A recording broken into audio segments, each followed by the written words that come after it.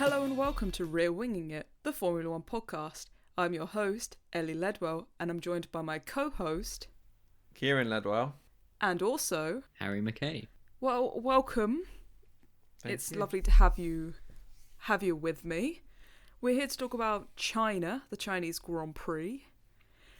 It was much better attended, shall we say. So it actually felt like more of a Grand Prix weekend. We had the first sprint race of the season. Lots of on track and off the track shenanigans, shall we say. Big time. Kieran, did you enjoy this race? I enjoyed the weekend, I think, overall. Having the crowd there was really good. They seemed really into it every time they cut to them in the crowd. So the atmosphere actually looked really good this year.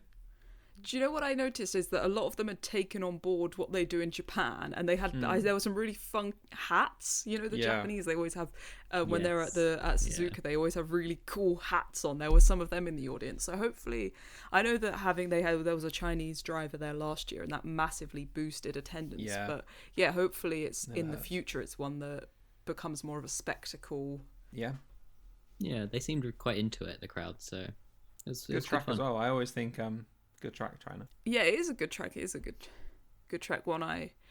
It's got, like, I like the first bit, you know, where it's got the really tight corners going down the slope. Yeah. I like that bit, you know, coming off of the, you know, the start of the Grand Prix, there when there's a lot of drivers funneling into that bit.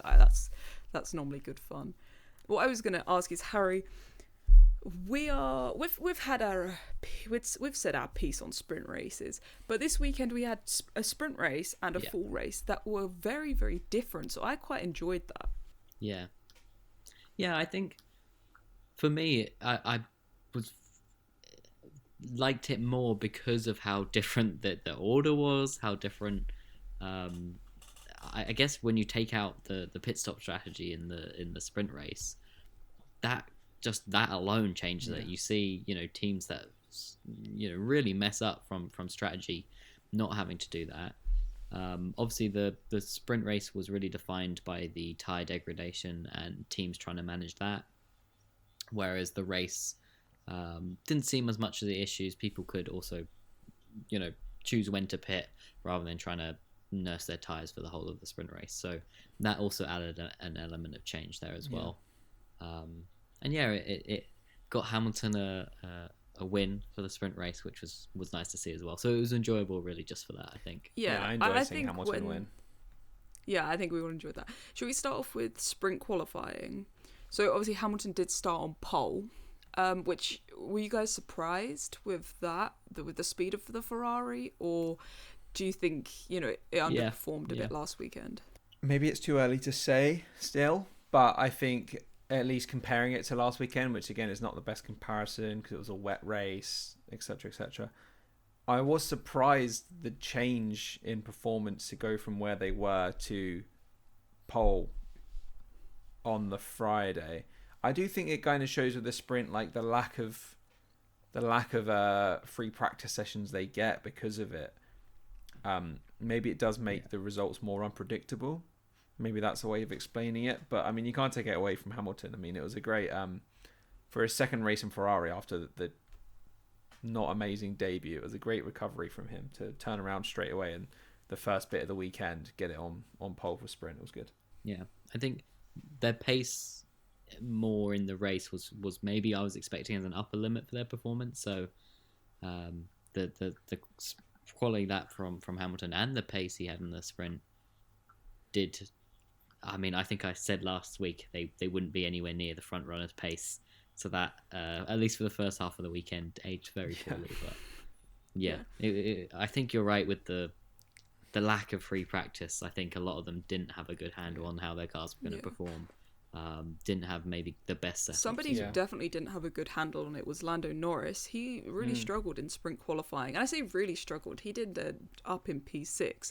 But considering the pace that we thought the McLaren were going to carry into this weekend, it was a bit of a surprising definitely qualifying performance. I know they did 2 push laps in sprint qualifying in the third part of it, whereas the Ferraris just did one. So I guess maybe it was just too tight of a turnaround because they get less time in the sprint qualifying. So maybe it was the wrong strategy for them to try and squeeze in two rather than one high quality one. Yeah, maybe. Yeah, maybe. But another person who really struggled is Liam Lawson, down in 20th. It's worrying. Would you say? We're already approaching feeling sorry for him territory, and that is not a good position to be in after 2 race weekends. In the space of 8 days, you shouldn't be feeling sorry for him already. A lot of the ex-Red Bull drivers have spoke about the sort of negative spiral you get into. You have a bad quali, you have a couple bad weekends in a row, and it just starts to build the pressure. And on top of that, they've been quite open about using that second car as a sort of test, changing the setups. So you think you start to get on top of it a little bit, and they've changed the setup again. They've tweaked the car. Yeah, I think this is not looking good. I mean, the field is closer together, so if you think about it, Lawson's probably a couple tenths off Max of his pace normally. Then you add maybe a couple tenths for him getting used to the car, and then you have maybe a couple tenths because the car's undrivable, and all of a sudden he's at the back of the grid. It's a couple tenths down on Verstappen, so it doesn't who's take now much. P4 or 5 just because of pace of the car as opposed to on pole. Yeah. So if you're half a second behind someone in the midfield or top of the midfield, you're going to be at the back. Yeah. Yeah. He did manage to climb a few places in the sprint race, but there wasn't as much chopping and changing in the sprint race. As we say, Hamilton led from P1 and he finished there as well. I did think when I was watching that, I was thinking it's probably because, as we were saying, they didn't have the mandatory pit stop. He was just able to manage his tyres and nurse it to the end. Ferrari weren't able to mess up his strategy for him.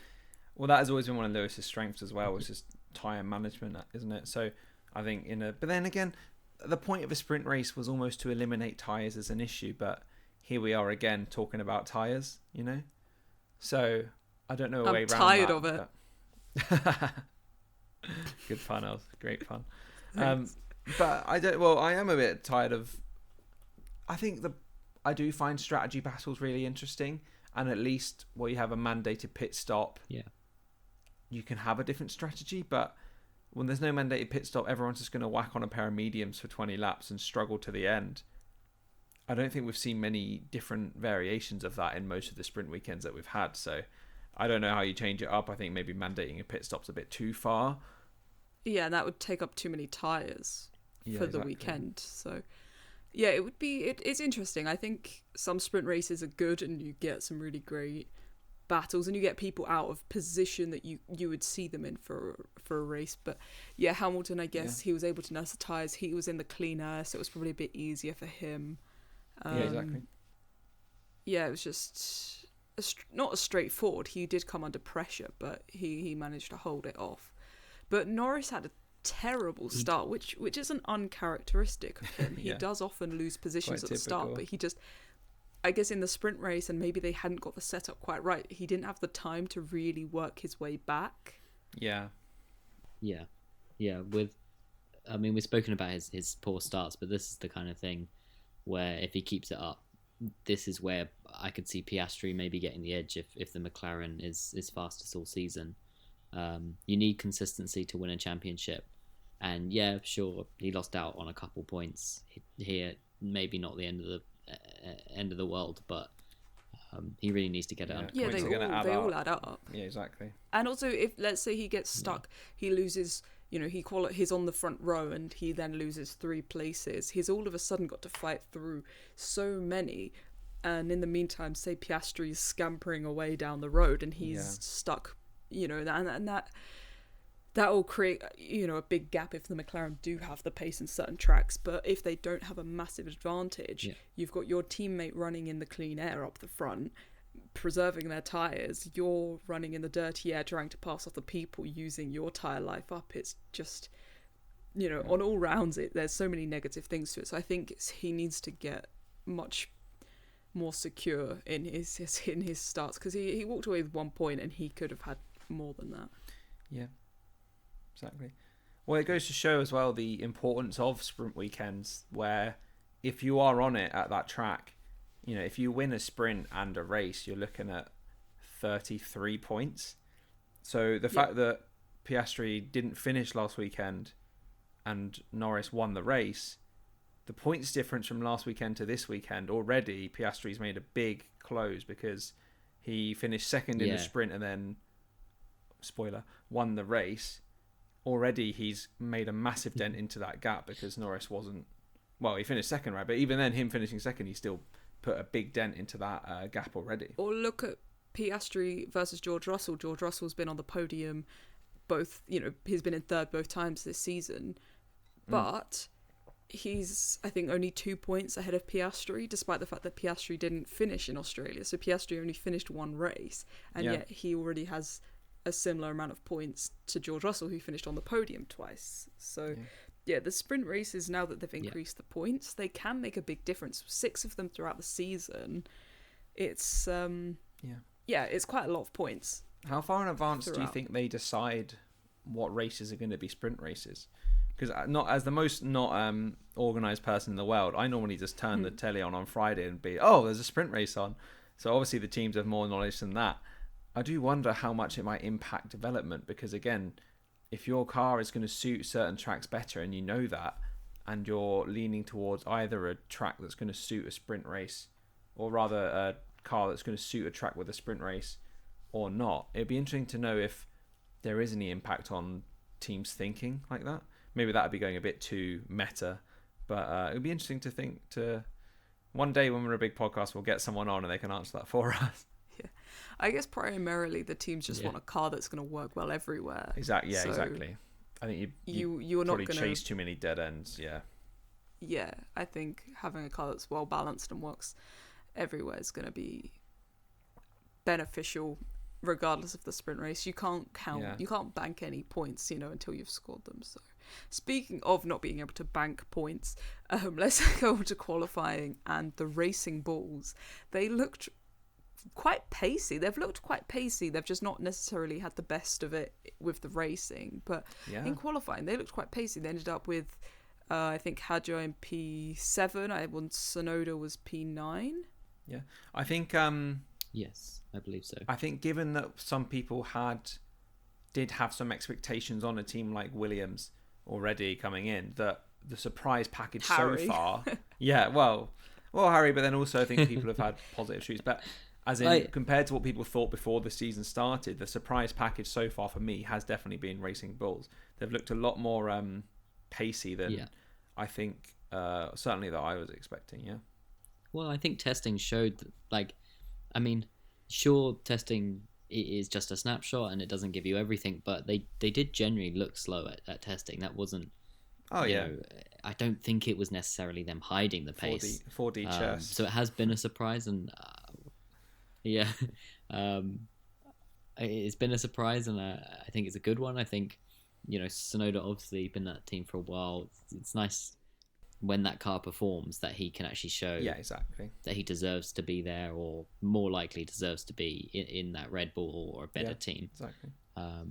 Also, Hadjar, really impressed with him, and I think obviously an unlucky start to his season last weekend, but I think this weekend he's shown pace throughout the weekend, and much better debut for him. If we can count this as his full debut, as it were. I think I was quite impressed with his pace, and then also just his driving as well. I mean, the fact that he managed to not crash into the back of Jack Doohan when Doohan moved that late under braking, causing himself to get a couple of penalties in there. I was quite impressed that he he kept his cool and made his way around him when he's kept within the gap to then overtake him in the standings after the penalty was applied. I think he showed quite a calm head there. We saw his incredible reactions last year in Monaco in the support race. I don't know if you remember, there was somebody broken down in the tunnel and he come at it completely blind around the bend and managed to avoid them at the last moment. So we've seen he's got cat-like reflexes. But, he needed them. He needed them. Yeah, he definitely needed them with that. Shall we say? I mean, he got a penalty. Let's say it was a bad move from Doohan. He got a penalty. Let's not beat around the bush. I think there was 2 or 3 of them, but Did he get a penalty for that one as well on Hadjar? 'Cause I know he got one for forcing someone off when he just locked the yeah, front. he got the penalty for forcing someone else. But he was so I think under the one for Hadjar, investigation. I never heard a result of that one, but He didn't get get it. Oh, wow. He was under investigation for that one. that's very surprising to me. That was the worst. The moving under braking was definitely the worst out of all of them. So Yeah, that was the most dangerous. in my opinion, anyway. I thought that was definitely a clear cut. Locking up whilst you're trying to dive on somebody isn't the most ridiculous thing in the world. It happens when you're trying to push for an overtake, but trying to defend that aggressively, I think was. I'm very surprised that one didn't end up with a penalty. Yeah, it's definitely dangerous. Yeah. In the main team, in the Red Bull team, Lawson again qualifying, in the proper qualifying again down in 20th. Yeah. Dead last, yeah. Not good. And considering how bad we thought, the Sauber were going to be and how bad some of the teams are, it's not looking good for him. No, it's... I should have done a shot for every point Lawson got. That should have been my challenge. You'd be a teetotaler. We'll move on to the race then. It ended up, as we said, it was cooler on the Sunday, so the strategy changed. I think people were expecting a 2-stop, but the tyres didn't get as shredded to pieces as they had in the sprint race, so it ended up being a 1-stop strategy, which kind of, shall we say, dulled the race down a bit. Harry, were you struggling to stay awake at 7 a.m. watching it? Yeah. No, I didn't get to sleep till about 1:30. So waking up at 6:45 for the race was, I'd committed to it. I set my alarm before I went to bed, but slightly wishing I'd caught the highlights, because I think that change in strategy meant, it was obviously only sort of decided halfway through the race, so then they just had to conserve their tyres. They were coasting for a lot of it, and I think that reflected in the lack of action, especially in the top half of the field. Yeah, definitely. Which was a bit of a shame. Were you having to watch it from the bath again? Yep, stuck in the bathroom. But 2 weekends in a row. But from now on, living room's free, so no more hiding away in there for me. Bathroom F1 for Harry. Gotten quite used to it though. It's quite nice. Yeah. And now I know why you wanted to change the name of our podcast. Send us a message on Instagram, the weirdest place you've ever watched an F1 race, because so far the front runner for me is in a bathroom the entire time. Yeah, that's a good one. Bonus points if you send a picture. Yeah, well, maybe not if you're in the bathroom. Maybe not. Wait, I assumed Harry was clothed in there. Well, it was a long race, Right, well, moving swiftly past that mental image, please. Yeah. So, as we said, it was 1-stop, but the Racing Bulls did go for a 2-stop strategy. They tried this with both of their drivers, and it did not work out for them. No. Do you think it was surprising they didn't split the strategy, or do you think at the time it looked like the right thing to do? What do you think, Harry? No, when it's uncertain, you see teams around you doing different things. Just split the strategy if you're going to try it. I mean, there's 2 weekends in a row their strategy has messed up some really good pace in the car and some good performances by the drivers. It's not good enough, and just risking it all like that is really an odd choice, especially since getting points early, you don't know if that pace is going to last. You don't know how other teams are going to develop around you. And they're throwing away points early on that could mean a lot. Exactly. You've got to think they had 2 drivers after qualifying in point scoring positions, and they ended with no points. It's just not really good enough to not maximise those kind of positions, because you never know with how the season develops, and inevitably the teams with the higher budgets develop more, and maybe the gaps get bigger. And if you don't take points now, they're worth as many now as they are in 20 races time. So you really got to think they've got to maximize those points when they have the opportunity. If you look at it this way, so Williams, I think they're on 17 points at the moment. 16 or 17. Which is their total. Oh yeah, 16 or 17. That was their total for last year. So even if that Williams pace falls off, they've already got, from just 2 races, by maximizing their strategy to go with a little bit of pace they have. Exactly. They've got as many points as they did last year. The same thing could be done for the RBs, and yet they've thrown it away. So, it's a long season. Who knows? But they've got to get it under control. Yeah, somebody who did seem to have it under control, Oscar Piastri. He led I'd say from start to finish. There was a point where Albon was leading the race, I think, when all the pit stops were happening. Yeah, I think it became relevant. It's the first time in so many years since Williams have led a race that everyone celebrated quite a lot. Yeah. But it was only a technicality kind of leading. I guess if everybody else had crashed, he would have been all right. But Piastri had it under control. I think he didn't scamper off down the road maybe as much as had been expected, but he did end up about 9 seconds down, so he did very well. He managed his tyres well. He had the clean air advantage, so it was a very good performance, and it definitely made up for the disappointment from Australia. Oh, big time.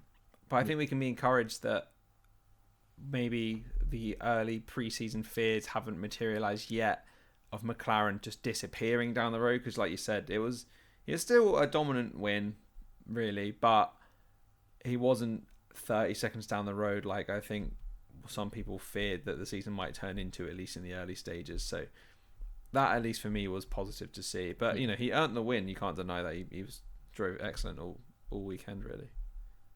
Yeah, he had a very, very good weekend. Obviously, he got pipped by Hamilton in the sprint race, but he had a very good weekend, I will say that. Yeah. Lando Norris did manage to bring it home for a McLaren 1-2, their 50th 1-2. It was a bit scary at the end. Yeah, that was yes.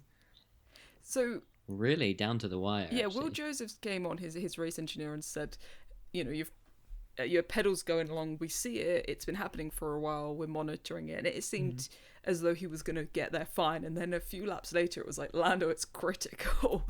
And he was going like 4 seconds a lap slower than Russell behind him. Well, I think the initial message where he was like, oh, the brake's feeling a bit funny, like kind of wanting some reassurance from his team, and his engineer turns around and says, yeah, that's been happening for a while, you just haven't noticed yet. I was like, I don't know if that's what you want to say. Oh, yeah, because as much as they are professionals, I'm sure, like, you never really truly forget you're going 300 kilometers an hour down a straight, So the idea that your brakes might not work at the end is quite scary. The question I want to know, so they were obviously telling him to be careful, just manage it, bring it home. And towards the start of this, he was pushing. He was pushing. He was like, what do you mean? What do you mean? I don't think he got quite how serious it was. So I want to know if either A, that maybe made it worse and led to that eventual loss of time towards the end, or if this was going to happen anyway, and if he hadn't pushed, then that time he did gain at that point would have meant that he would have lost, at least the position to Russell. But because there wasn't. That's a very. Yeah, I think it could have gone very different. That's a good point, Harry, because he did push on and he did get a bit of a gap. So, there is a suggestion maybe had he not done that, then George would have been able to catch him up, because he only ended up 1.5 seconds behind. So that is interesting to think about. Yeah, and then on the flip side, if the brake issue never happened, he was closing down Piastri quite well. It would have been interesting to see if he caught him in time, but maybe Piastri had enough pace in the tank. You don't know. Maybe he was just managing tyres at that point. Speaking of managing tyres, moving past that a little bit, someone who got disqualified for allegedly a miscalculation by the team of not having enough wear left on their tyres, Charles Leclerc. What an absolute disaster class from Ferrari this weekend in that race. Oh my God. Dismal day for Ferrari. Classic Ferrari. Gasly did also 2 weekends in a row. Yeah, Gasly did also get disqualified along with both of the Ferraris. Yeah. But silver linings for us, it did mean Sainz got promoted to P10, and the Williams scored double points. So fantastic news for the Williams. Exactly. Very nice. Sainz has been a bit underwhelming, shall we say, the first 2 races. I think he's a bit confused why he's not as pacey as he expected to be. So I think the double points will come as a bit of a surprise. Yeah, I'm sure I'll take it. Well, I suppose new car, Yeah. new engine for him. He's never. This would be his first Mercedes powered car he's driving No. in. So Oh, was when he was a or a McLaren. when he was at McLaren was They would was have still it been Honda? they would still been under Honda or Renault at that point. Honda, I think. Maybe I'm wrong. Tell me. Let me know in the comments. Crucify me in the comments if I'm wrong. Either way, a new car Yeah. that he's still adjusting to, and maybe adjusting to those midfield battles when he's been used to pushing for wins and podiums. So, you know, he's good. We all know he's a good enough driver that he's going to figure that out and be, at the very least, on par with or slightly ahead of Alex Albon when he gets there. So, I don't think there's any alarm bells for him just yet. Yeah, it's one to watch, but yeah, I think he needs a bit more time. I think, yeah, it's been a slightly disappointing pace wise, but as long as the car stays sort of where he is, I think he'll drag it up there and sort of start matching Albon hopefully in the next few weeks. But the disqualifications also really benefited Haas. They ended up with a double points finish as well. So from where Haas were last weekend to where they were this weekend, it's completely different team it looked like. Haas do seem to have a way of doing big that. turnaround from Haas them. do always seem to like either really turn up or really not race by race. They are one of the more inconsistent teams each week, I think. But yeah, Ollie Beerman 8th in his second race in that Haas. That's, you know, not to be sniffed at. That's a great result for him.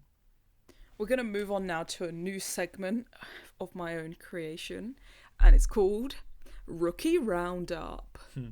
Oh, I kind of beat you to the punch there by talking about Beerman. Wow, Sorry. very exciting. Though that's fine. That's what segued me on. So we're going to start off. I just chose this order, no specific reason. We're going to start off with Hadjar, making what we believe was his debut Formula One race. We said earlier, he had a really, really solid race, a solid weekend in general. It was just the strategy that cost him, but he looked quite pacey compared to Tsunoda. Yeah, I think before the season I was thinking that of all the rookie versus established driver matchups that we had, one of the ones I would have rubber stamped as being faster would have been Tsunoda over Hadjar. But in terms of pure pace, he was really competitive all weekend actually. So I think compared to, he couldn't really do much worse than last weekend, right? But yeah, we've mentioned him a few times already. But I think if Tsunoda's got to be careful. Before you know it, Lawson will be replaced with Hadjar instead of Yuki at this rate. Yeah, he looked good, and honestly, I would be in actual tears if that happens. I was just gonna say it's probably more expected. Yeah. Even if Tsunoda was outscoring him, Hadjar's got the better chance. Yeah. I think considering the weekend he had and the kind of the media reaction to it and everything that was going on off the track as well, I think he put in a really assured performance through the weekend. He didn't seem to be a driver lacking confidence. No, not at all. And for a young driver to bounce back after a very public display of just intense emotion last week, it's impressive actually. To be fair, I think we've got to give him quite a bit of credit. Just the mental battle that he's had, let alone getting your confidence behind the wheel again, but just going into that weekend and going for overtakes, pushing hard. Yeah, I think there's a good driver in there. I think plenty of time for him to develop into a really good F1 driver. I think. We shall move on. As long as they don't put him in the Red Bull. If he gets put in the Red Bull, his career is over. Exactly. Yeah. Career is over. So Ollie Beerman, he managed to score points this weekend with the Haas turnaround that we said. He made a lot of good overtakes with his new catchphrase, going past people, ciao. That was quite amusing, I thought. I would have stuck a ciao bella on the end there, but maybe you didn't want to be so flirtatious. I enjoyed the Ferrari anymore. Well, he does still have the Italian twang, so. But I thought it was a good performance from him. As we said, the Haas looked much better, but it was some really neat overtaking. So that was good to see. I know he's had a bit more experience, a few races behind the wheel already, but he looked good. So Yeah. If the Haas does become more of a midfield team, at least they know they've got somebody who can battle their way up. And fight their way around, yeah. Yeah. I mean, little, very small segue from that, but speaking of a battler, Ocon in P5 in that Haas, that is a quality points haul for Haas there. That's, again, that like we were just mentioning, like maximising opportunities. Credit where credit's due. That is a quality result for them.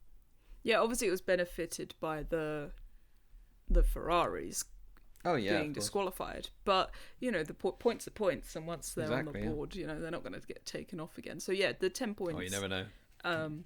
For Ocon, and then the 4 for Behrman. It was a good haul. Another rookie we'll go on to now, Doohan.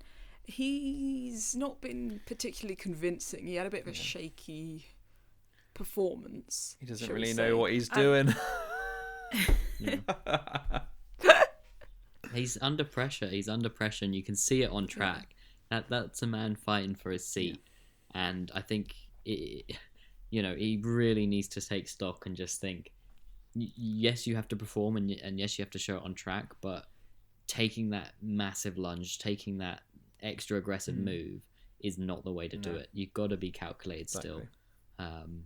It's not a good start for him, and I'm not sure, even with the best performances, as I've been saying, I still think maybe Colapinto is going to replace him, but he's not fighting his case well. No, exactly. When there is that much pressure on you, you've really got to prove it. It's harsh on a rookie to have that much pressure immediately on being replaced, but he's not helping himself. It's unfair as well. It is unfair, really. But again, he's not helping himself. Go on, Ellie. Do you think that the 10s? I know we spoke about him not getting a penalty for the moving under braking. Do you think the 10 seconds for forcing another driver off the track was quite harsh? Yeah, it almost feels like they. But I think it was. Go on. I was going to say it was just very similar to a move Max did last season. I can't remember where, but it was quite similar, and he got a 10 seconds for that. And I think maybe people thought he deserved a penalty, but it was a bit harsh then. But at least it's looking consistent, even if maybe it's a bit extreme. But yeah, at least there's some consistency along those lines. Maybe it's like football when you get a yellow card. It's just a few too many fouls. Totting up procedure, slap you with a 10 seconds. Yeah. Do you think maybe he didn't get... Yeah, it was for the one incident. Do you think maybe he didn't get another... It kind of encapsulated everything. Maybe he didn't get another penalty after that because they were like, oh, he's already got 10 seconds. Yeah, exactly. Yeah. Well, he's not going to lose any points, is he? So... Yeah, exactly. So voted for driver of the day by the fans. I don't know what race the fans were watching, but they voted for Antonelli as their driver of the day. That really surprised me. They're a bit delayed. They meant to do that for last race because he should have got it last race. Yeah, he should have got it last race. Yeah, this one, bit weird. I think it was with only 20% though, so I think it was obviously very split. I think there was a... Yeah, I think that by that logic, someone like Esteban Ocon was robbed a little bit, starting in 11th, and obviously with a few people being disqualified, finishing P5. But I think he's just a young kid, and people are taking to him. He's quite an affable character, so I think he's definitely building popularity as he goes, and he's doing well on track as well. Yeah, it was a solid performance. He did well, and another one who benefited from disqualifications certainly above him. But he did well. It was a solid performance, a solid weekend from a rookie. That's all you really want at this stage of the season. Second half of the season, I'd expect him to be up there, maybe challenging for podiums like George is now. But his first few races, I think he's doing well. So, but the driver of the day vote did surprise me. Yeah. Well, I think as well he kind of sits in a weird space where he's in one of the top 4 cars, so it's hard to compare him to the other rookies in slower cars, and the other rookie in what is a top 4 car, Lawson, is nowhere to be found. So it's not impressive to be faster than Lawson. It's not impressive to be faster than the other rookies. So how do you really judge him? Do you know what I mean? Like, he kind of sits in a weird space where, like, he should be faster than his peers. So then I don't really know where you place him, and maybe in a few weeks' time when it's a good point. When he's no longer a totally Yeah. fresh rookie, that the expectation on him might build, and Toto might turn around and say, well, George is here. Why aren't you there? So it'll be interesting to see how that one develops. But I think for now he's coming along nicely. And I think the storyline with him, getting him in so young, is that they are willing to let him learn and grow. So I think as long as he's finishing P6 and not P20, they won't mind if he's not P3 or 4 for the next few weeks, if that makes sense. Yeah, he's one for the future. He's one for 2026. Exactly. And I think that they've made that clear. And I think they've made it clear so that there's not too much pressure on him, because somebody like Lawson, just for him as well. the pressure is massively on him. But for Antonelli, it's a bit more... Yeah, I'm sure if you were finishing 20th every week, people would question it. But at Mercedes, I think he's reasonably secure. He just has a 1-year contract, but it will probably be a 1+1 situation. Yeah. I have a question, and I don't want to get ahead of ourselves at all, but just a little one to think over. If the Red Bull is, you say they finished average fourth fastest car. Yeah. Max is very unhappy with the development of the team, all the personnel they're losing. He's thinking, I'm off next year, 2026. Wow. And he sees Mercedes maybe as a potential. Ooh. Do you think that Mercedes, obviously Toto sort of put out some signals. He, was very interested in Max, as all teams would be. Do you think they would take him next year? Do they think they would push out Antonelli, or maybe risk it and keep Antonelli and get rid of Russell? I think they'd get rid of Russell. Is this crazy time? If it was me, I would get rid of either one, whoever's easy to get rid of, in a heartbeat, and I wouldn't really mind too much who, because... See, both of their contracts are up at the end of the season because, as I say, George's contract's up at the end of the season and Antonelli is only on a 1-year contract. So either of them are removable, shall we say, for 2026. But I would say Max isn't someone... It's, I don't know him personally and I don't read his mind, but the signals that he puts out is that he doesn't want to be in F1 forever. He doesn't want to be here in his 40s like Hamilton and Alonso. So... take him on, he might be in the sport for another 3 years, and then by that point Antonelli is now in his early 20s. He's still young. He would still at that point be the youngest world champion if they had a car takeover as But then are you not trading 3 years so Verstappen is currently 27, so I don't think he's on the verge of retirement. And even if he is there for 3 years, would you take 3 years of Max Verstappen over 3 years of what would be a 23, 24-year-old Antonelli who you don't know might develop? And to say he's going to develop to be on Max Verstappen's level is that the odds of that are very low, because I think there's 10 people in the world who could even in history you could argue to be as good as Max Verstappen, right? I'm not going to name those people, but do you know what I mean? He's one of the best drivers you've ever seen. Yeah. So if you have an opportunity to get him, you have to take it no matter what. You'd feel bad for Antonelli, like if he has a great year and is looking to develop well, but Max is on the table. I don't know. I don't see... There's not a team on the grid who wouldn't take Max. Like, I think they're lying if they say they wouldn't. Why would they keep Russell over Antonelli when Russell is perhaps at the peak of his performance, when you could have one driver who's up and coming and one driver who's, one of the best in the world, one of the best ever? Do you not think it makes more sense to have him paired? But if Russell is outscoring Antonelli, there's no guarantee that Antonelli... I see. I mean, I probably... Who's a better driver, Alonso or Lance Stroll? Whose dad owns the team? Well, but you know what I mean. You know what I mean. Like, I think it is a sport where age is not as important, and even then, like, to use like an American football analogy, like it puts you in win now mode. You're no longer maybe building for the future. If you have Verstappen, it's like, okay, now is the time. We have the best driver on the grid. But Russell is also a very good driver. Now it's time to push. We don't have time to develop an 18-year-old or 19-year-old, however old he would be. Yeah. But Verstappen and Russell do not particularly like one another. Do you not think that would affect the team dynamics more? It's a good point. You're less likely to have that clear second driver. Yeah. And Max likes that. Max likes being the number one. He made it very clear he does not put himself as he definitely is no number two, and he doesn't really see himself as equal. He builds the team around himself. He leads from the front. Do you not think someone... Antonelli being younger, they can do that. Yeah. Do you not think someone like Toto would back themselves as a manager, as it were, enough to overcome that situation? And maybe if but then Russell we had the issue with a chance to get he had the Constructors' Championship under his belt, he'd be okay with it? I don't know how he had the issue with Hamilton and Rosberg, who had been friends since childhood. Yeah. So I think that was part of it. I think that was part of why that bad blood went so deep there, was because they were friends from childhood. So this is a spat between two people who didn't know each other before. Well, they're from different countries, etc., etc.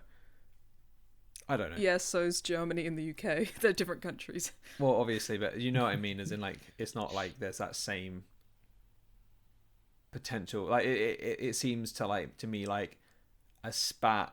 We haven't really spoke about it on the podcast, actually, that the whole spat and the fact it went in through the off season. But for me, it seems like something that two people with a slight more maturity than F1 drivers have would have squashed by now, if I can say that.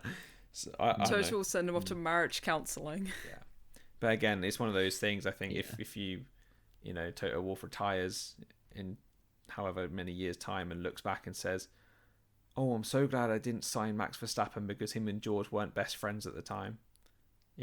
No, I think he would sign It's not gonna stop Verstappen you, and he would make the decision on which of his drivers to cull. I don't think that he would not sign Verstappen on that account. I think he would sign Verstappen and then have to make the decision on which of his drivers to get rid of. But I don't think there's any world in which case, if Verstappen's available and Verstappen wants to go to Mercedes, I don't think there's a world in which Toto doesn't sign him. No, same. But I mean, it was just a thought exercise, but it was It was a good conversation. Yeah. We'll refocus now back to Ellie's rookie roundup. Yeah, sorry. So you interrupted my segment with your segue. You segued my segment. Anyway, bit of a boring rookie to go back to. Bortoletto. Oh, bless It him. was That's me. bless him. It was a bit uneventful for him. Yeah. I think we'll be seeing this a lot. Yeah. Just a slow car, not a lot to report. Not going to make the airwaves too much, Yeah. So we'll move on. No offense to him. We're moving on to Lawson. We've spoken about him before. Do you think it's likely he could be replaced? And do you think that would be ridiculously harsh after only 2 races, considering the next race is Japan? People are saying Yuki Tsunoda could take the seat just for the 1 race and then swap back afterwards. That's a bit rumors gimmicky, I are think, to be honest. out there. The rumors are out there. There's unnamed sources, there's rumors going around. I think it's kind of nuts, but it is a good test if you did put him in for a race just to see. He's a good driver, just to see what he could do. I mean, I think it's nuts. The whole situation is nuts. Have they not seen enough of what he can do? It's his own though? race. People want it. Well, yeah, but I think it's more of a test. It's not a test for him. It's a test for the car. That's what it is. Yeah. You've got a clear benchmark. You just see, well, if Yuki can't do it, we know he's outperformed all his other teammates in that car. If he can't do it, it's the car. Definitely the car. Yeah. Let's stop sacrificing rookies to this. Just throwing rookies into the coal phase. If Yuki can't do it at a circuit that he knows more than any other, it would really then send a clear message, I would say. Yeah, then it can't be done at all. But then is that fair? I don't know what you do. Is it fair to Bring give back him Checo. 1 race where you've technically already given Lawson 2 to finish outside of the points both times? Yeah. Is it how I think this year, I mean, again, we'll see how it goes, because we might at the end of the year talk about, do you remember that start where Lawson finished at the bottom twice? God, that was funny, because he's been really good since then. You just don't know how it's going to turn out. Yeah. But I do think that the limitations of Red Bull's model are really becoming apparent now, because the point of having a second team and a second car to develop drivers for your first team and first car, surely you should eliminate the kind of thing where you need to put someone in a car for a race to see how they go. Otherwise, what's the point of having a team? You know, it's quite an expensive outgoing it's quite an expensive tool for driver development to have an entire F1 team, because they're never going to win a championship. I don't think that's their aim in the racing bulls. I don't know. It's crazy. Yeah, I just think it's crazy. It's falling away a little bit. They probably could if they put Max in the RB. That's the swap I'd like.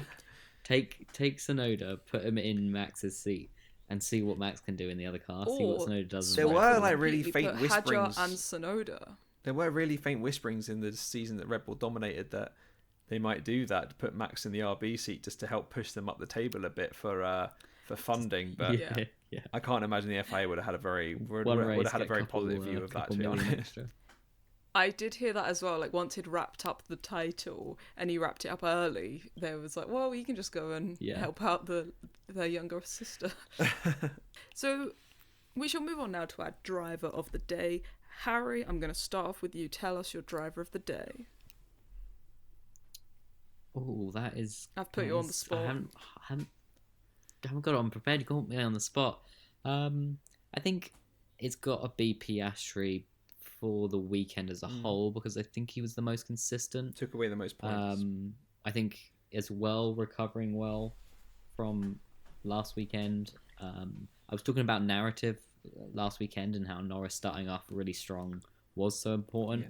I think equally him coming back, securing a huge haul of points, keeping himself in the title for these early races, just so that within the team itself, he doesn't become that clear number two. That's a good because point. I do think this season, by the halfway point, if one driver is clearly ahead, they might pivot and they might say, okay, you're the number one driver. And he's got to keep that lead as small as possible so that doesn't happen. Yeah, that's a really good point. Yeah, I completely agree.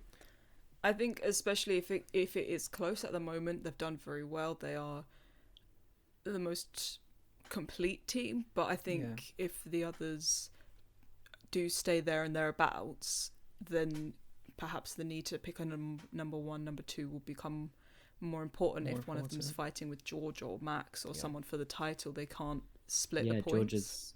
Yeah, what is funny to me... George is sneaking in there. I mean... Yeah, we've not really spoke about George last week or this week, but it's been such typical George Russell performances that he's kind of just gone under the radar a little bit and popped up with a podium. And if he keeps doing that in a season where it could be quite topsy-turvy, whether he threatens for the title, I don't know, but he could be there or thereabouts. But it is interesting to me that, by the actual points totals, Verstappen is second in the championship, but already it's interesting, and you're talking about a 4-time champion. It is interesting to me that like no one's even considering him as a title threat anymore. It's already, Piastri closes the gap on Norris, but he's not even second, Piastri. I just spoke about Verstappen maybe winning the title, so I'm not one of these people. Don't lump me in with them. Well, he's my team, and I haven't. Yeah, exactly. I do think if they upgrade the car slightly, he's in for the shout. He doesn't need the fastest car to win the championship. And maybe for him, it's an act of... It's whether they can do that. Maybe the start of this year for him is the same as the end of last year was for him in terms of it's maximising points where he can and like borderline hanging on. Yeah. Hoping the car catches up to him, as it were, kind of in the inverse of last season. So that would be really... I think development this year is going to be so interesting. Like when that starts kicking in, it's going to be... but it's going to be interesting to see how much... Down. Teams are developing and how much they're saving for next year. Yeah, exactly. But Kieran, let's crack on to your driver of the day. My driver of the day. Oh, see, in my head I was going to say Piastri, but I've got to be different, and we can't all have the same one. So just for maybe driver of the day, but maybe just more recognition for the start of the year he's had, I'm going to say George Russell. I think he's flown under the radar a little bit. But he's popping up with some solid points already, and I think he deserves more recognition for that. So I'm going to say George Russell. Mine, I am going to say Ollie Behrman. I think he had a good result, and I quite liked his catchphrase. So yeah. Ciao. Ciao, ciao. Worth it for the catchphrase alone. A bit of grid news now. It's not really grid news, but It's more of just a Ellie's technical corner, where I'm going to tell you a bit more about Hamilton and Leclerc's disqualifications. So, Lewis Hamilton was disqualified because his plank, they've got that like skid plank thing under their car, it was 0.5 millimeters below the limit. Half a millimeter. And he was disqualified. Really just crushing. Yeah. I've seen the video where someone's shown it's like less than the width of a credit card. Yeah. Like, you tell me what advantage he's gained from that. I know they have to draw a line somewhere, I guess. Rules are the rules. Rules are the rules. But it just feels so But that's like a harsh few pieces of paper, that's literally, barely anything. Yeah, half of a millimeter. It's harsh, but as we say, the rules harsh are the rules. but Ferrari, as they say. Well, exactly. You don't want to be in a position where you're 0.5, even if you're 0.5 above it. You don't want to be in that position, right? That's a setup issue, and that's riding the car too low. And I think it does show that, that they are not happy with the speed, and they're trying to get as much out of it as possible. But yeah, that's a good point. Tinkering. This is not great. Well, they've figured out now that taking half a wing off the front of one of their cars seems to make it faster. With Leclerc's pace after losing the front end of his wing on his own teammate. Yeah, the end plate, that was. Yeah, it definitely looked a bit pacier after that. But so Leclerc was also disqualified. He weighed in above weight, but once they had taken out the mandatory fuel sample, he was then a kilogram underweight, which a kilogram's quite a lot compared to 0.5 mils. That's a bit more tangible. But the car weighs 800 kilograms, so he was 1/800th underweight. When you put it into that perspective, it's a tiny, tiny amount. It's a fraction, yeah. Yeah. Well, I mean, Kieran, anything's a fraction. Well, they do weigh it with the tires, I believe, right? So I think a consequence of the one stop is maybe those tires degraded a bit more, and they didn't take that into account. That's the excuse that I've heard from. So with that extra tire wear, suddenly you're underweight. Exactly the same thing that happened to George Russell. It's George Russell that happened. Was it Spa last year? He was disqualified. Yes. So I think it was something I'm surprised it only that was only an issue for two drivers, Leclerc and Gasly. Maybe they were the only two that were weighed for it. I'm not sure, but considering how many of them were running the one stop, it would be surprising that they were the only two that were underweight. Well, again, maybe the part of his wing that came off would have helped with the weight as well. You don't know. No, they're allowed to replace like for like parts. Yes, you can replace it. So the wing didn't make an impact. Speaking of another part that needed replacing, if you look at the two teams. Speaking of another part that needed replacing, the most shocking incident of the weekend for me was Yuki Tsunoda's front wing just seemingly exploding all by itself. Yeah, it just lost its structural integrity and just snapped off. It was really odd. You got to wonder if that kind of thing. I think they're sabotaging him on purpose. Yeah, do you think it was he must like feel that way? Helmut Marko chipping away at the race? Yeah, it's Marko. You got to wonder if that. You're not gonna get the Red Bull. You can't have him Bull looking seat. better than. Yeah, maybe. You have to wonder if the team's going to get in trouble for that, because a pure technical failure with no impact from anywhere. I guess they can argue maybe he hit a curb too hard, but at what point is that like unsafe, and do the team get any repercussions for it? I don't know. Yes. Yeah, I imagine they normally have to prove, if say for example Leclerc, they would have had to go and prove to the stewards that that their front wing wasn't going to break and it was stable enough to do it. So I imagine after the incident, maybe the racing bulls are going to have to go and prove to the stewards it's not an issue that's going to happen again. Systemic issue, yeah. Who knows? Speaking of systemic issues, we'll move on to our bingo cards. It's still not going well for us, but I have finally ticked one off. I predicted Williams would get double points before Miami, and the technicalities of the disqualifications have promoted Sainz into the points, so do you really want to win on a technicality? She does. Like, He come got on, the- like, he- this is Yeah, you know me, Harry. Yes, I do. And also, Yeah. they got the points. They're on the board. It counts. That's true. That's true. So I think there were also some on my bingo card that are now impossible. So, swings and roundabouts. Yes, same. I'm on feeling mine. quite secure in one of my less bold predictions that one of the rookies won't make it for the season. Is all I'll say on that. Yeah, I think that was a safe bet. But maybe my Antonelli poll at the same time was a bit of a bold prediction that might not come true. We'll have to wait and see.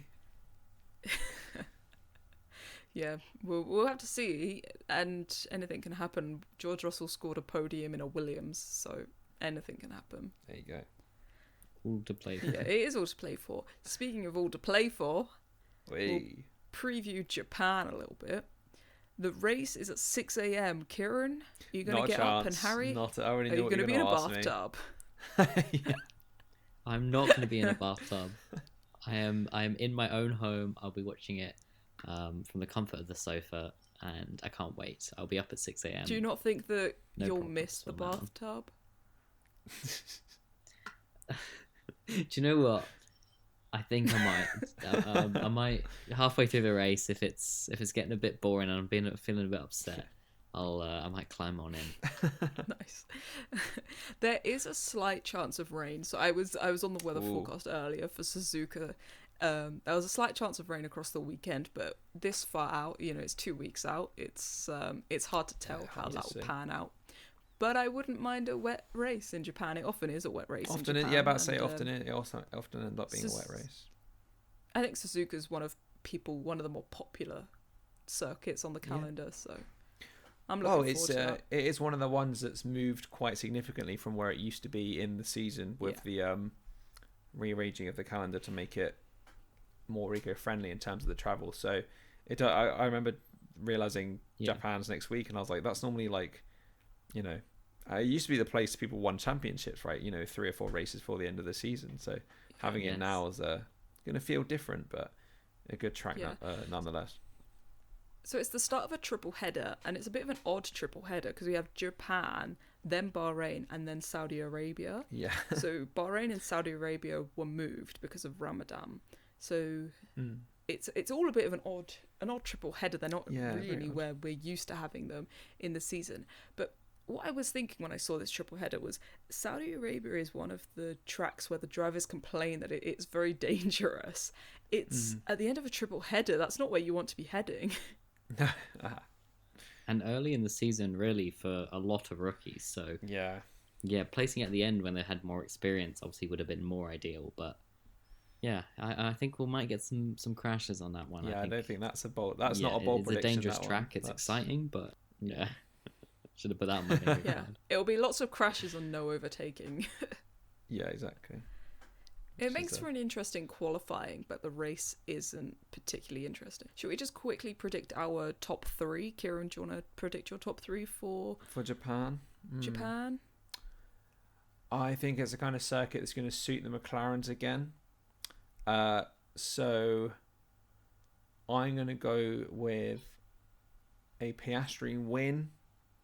Norris in second, so basically repeated this week. Not very adventurous of me. But in third, I'm going to go with Verstappen. I think he's going to get himself on that podium again. Yeah, there you go. Again, not too bold, but Not too outlandish. Harry, what about you? I'll go third Piastri, second Norris, first Tsunoda in the Red Bull. In the Red Bull. you heard it here first, That would be folks. You heard it here first, folks. That would be quite something. I'm going to go for a McLaren 1-2 and Verstappen in the Red Bull, but who knows? Yeah, okay, nice and boring from ourselves. Yeah. I think it'll be Norris back on top, but yeah, we'll see. And in your prediction, is Tsunoda in Verstappen's car and Verstappen's in the Racing Bull? No, they only put one Red Bull out there, and they put Max back in the RB, and they kicked Lawson. Yeah, out. well, That he just wasn't got going to rid score of points anyway, so they might as well only. Harakiri. They thought we'll save on the flipping development why costs. not? I'm going to sum up with our final thoughts. My final thought is a bit of a somber final thought. Earlier in the week, Eddie Jordan passed away. Not somebody that I watched race, and not somebody whose team I really remember racing because we're too young, but somebody I very much enjoyed watching in commentary and in punditry. So somebody who I'll miss seeing around the track at race weekends, shall we say? Yeah. No, I'll second that. I think always good. Go on, Harry. So I was going to say, it was always good hearing his commentary. Obviously a wealth of experience there, and seeing his insight both from as a driver perspective and from leading teams. A really sad loss there. From a different era of F1, that it's sad to lose part of that at the race each week. You know what I mean? It's sad to lose another like iconic, a big character. For sure. Yeah, a big character that's gone. So, but as a pundit, RIP. he was great because he had, as Harry said, he had like both sides of it. He was a pundit from a different point of view, and that was really great. And he had a great way of explaining things. I enjoyed that. Do you guys have any other final thoughts for us? I do actually. I've just realised something. The Japan race actually have a friend visiting who will be staying in the lounge on the sofa bed. And so I will indeed take back my previous statement.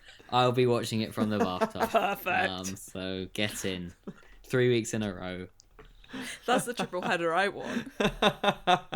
Yeah.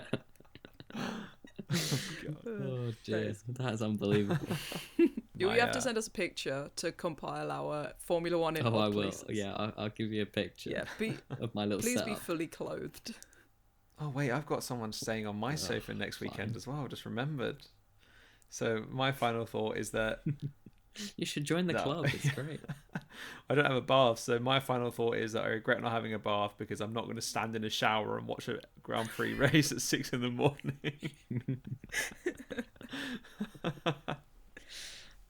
Well, on that bombshell, shall we say?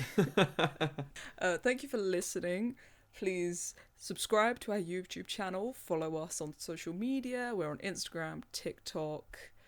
That's about it. Listen to us on Spotify, as Kieran likes to say. Hit that bell. Hit that bell. Hit that notification button. Leave us some comments. You can let us know your thoughts. Leave some comments. We like the comments. Get and if you want involved. to get in touch, you can email us realwingingit@gmail.com. If you want to send us in your thoughts, your bingo cards, please, you feel free. You are very much welcome to do that. So I will say thank you very much, Kieran and Harry, for joining me. Thank and we you. shall see you next time on the Real Winging It Formula One podcast. Goodbye. Bye. Bye-bye.